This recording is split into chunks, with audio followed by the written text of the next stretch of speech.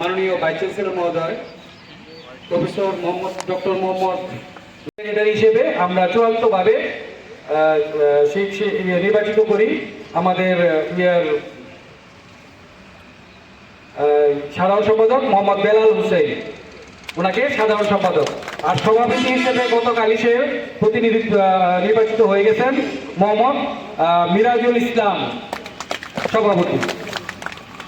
আমরা সমস্ত ভোটার মানে সাংবাদিক ভাইদের উপস্থিতিতে এবং পূর্বের কমিটি তার উপস্থিতিতে আমরা সম্পূর্ণ কমিটিটা সাধারণ সম্পাদক মোহাম্মদ বেলাল হোসেন, একটু দাঁড়িয়ে সবাই একটু দাঁড়ায়, সভাপতি মোহাম্মদ মিরাজুল ইসলাম আমাদের স্টেজে আছেন, সহসভাপতি ইয়াসির আরাফাত স্টেজে চলে আসো, সাধারণ সম্পাদক মোহাম্মদ বেলাল হোসেন, যুগ্ম সাধারণ সম্পাদক মোহাম্মদ জসিম উদ্দিন,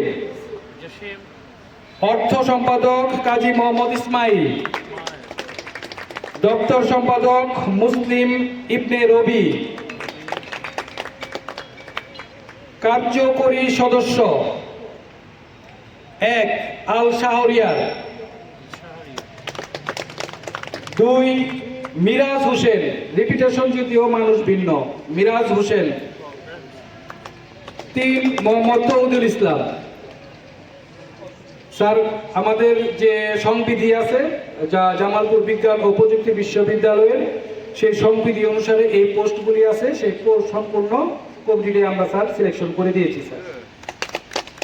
তাদেরকে আমি অভিনন্দন জানাই আমাদের বিশ্ববিদ্যালয়ের প্রক্টরের কার্যালয় থেকে এবং বিশ্ববিদ্যালয়ের পক্ষ থেকে তাদেরকে অভিনন্দন জানাই। তারা বস্তুনিষ্ঠ সংবাদ সরবরাহ করতে পারে, তাদেরকে সহযোগিতা করা এবং তাদেরকে যে ট্রেনিং এর ব্যবস্থা করার কথা বলেছেন সেটা যাতে যথাযথভাবে করতে পারা যায়, তাহলে তাদের যে আগের বক্তা বলে গেলেন যে কোনো মেয়ের বাড়িতে দেখতে গেলে দেখতে হয় যে তার ওয়াশরুমটা কেমন, তার মা কেমন, এটা দেখতে হয়।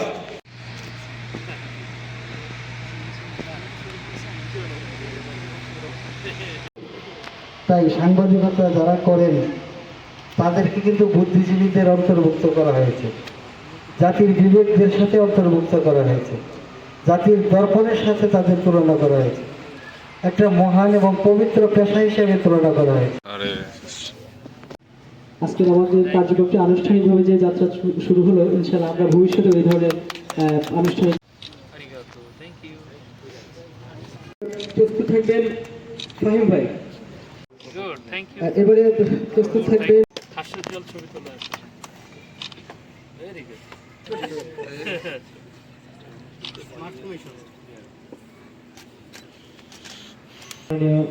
উপাচার্য এবং উপাচার্য সব আমাদের আমন্ত্রিত অতিথিদের।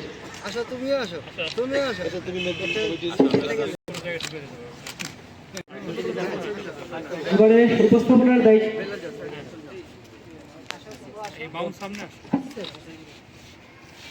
সবাই সামনে আসে।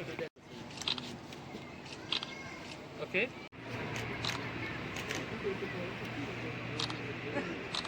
নিয়েছিল সেজন্য তাকে বেস্ট রিপোর্টিং অ্যাওয়ার্ড প্রদান করছে। জানতাম না তাই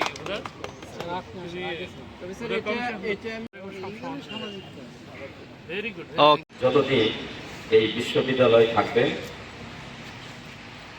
যে জামালপুরের বাংলাদেশে কি সোমালিয়ারা সব এখান থেকে মানে আইসা করে আমার সাথে যে সমন্বয়টা আছে বা সাধারণ ছাত্ররা আমিও ছিলাম তখন থেকে আছে।